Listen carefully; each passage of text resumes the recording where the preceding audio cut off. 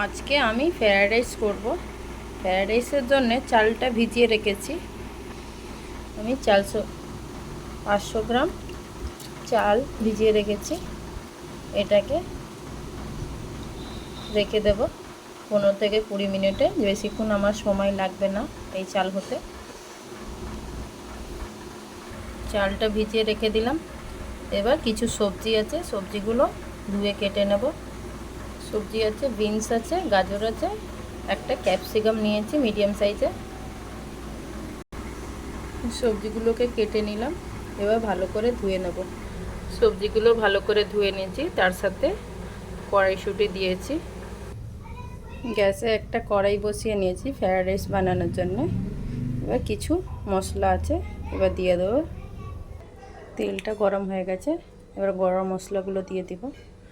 3টে দালচিনি, 2টো এলাচ, 4-5টা লবঙ্গ দিয়ে দিলাম।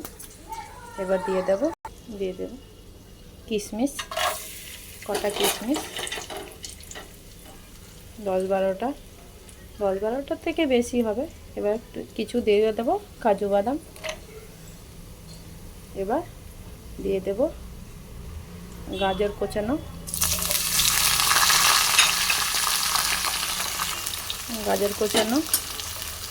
দিয়ে দিলাম। এটাকে লাল করে ভেজে নেব।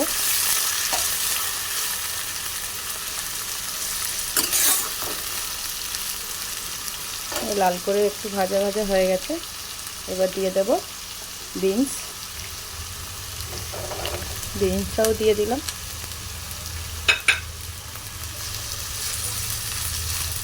বিনসটাও ভাজা ভাজা করে নেব।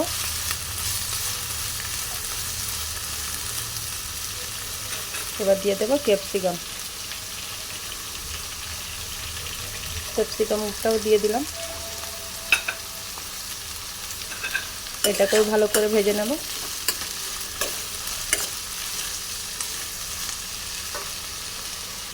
সবজিগুলো ভাজা ভাজা হয়ে গেছে। এবার দিয়ে দেব কড়াইশুঁটি দিয়ে দিলাম। এটাকে হালকা ভেজে নেব।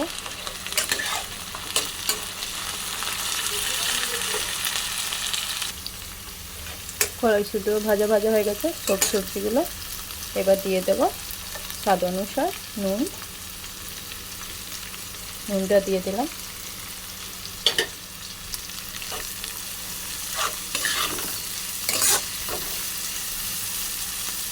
এবার দিয়ে দেব যেই চালটা ভিজিয়ে রেখেছিলাম।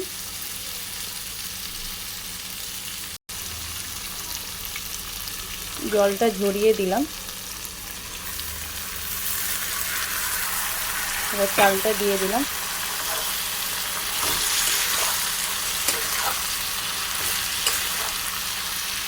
এবার দিয়ে দেবো কিছু চিনি, অল্প চিনি দেব।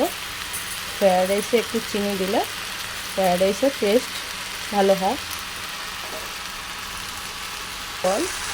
জলটা দেবো 1 লিটারে, 500 গ্রাম চাল আছে, 1/2 লিটারে।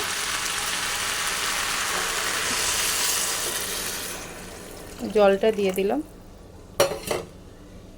পরিমাণ মতন জল দেওয়া হয়ে গেছে। এবার একটা ঢাকনা দিয়ে ঢেকে দেব।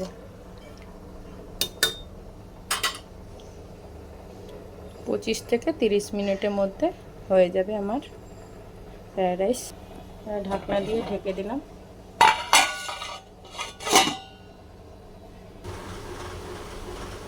30 মিনিট হয়ে গেছে।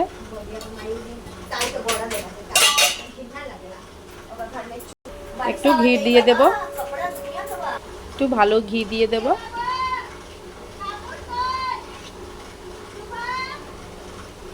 ঘিটা দিয়ে দিলাম।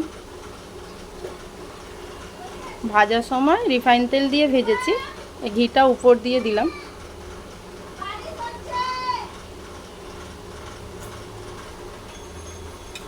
এটাকে মিলিয়ে নেব। আমার ফ্রায়েড রাইস হয়ে গেছে। আমার ফ্রায়েড রাইসটা হয়ে গেছে। ভিডিও ভালো লাগলে লাইক করবেন, সাবস্ক্রাইব করবেন। টাটা।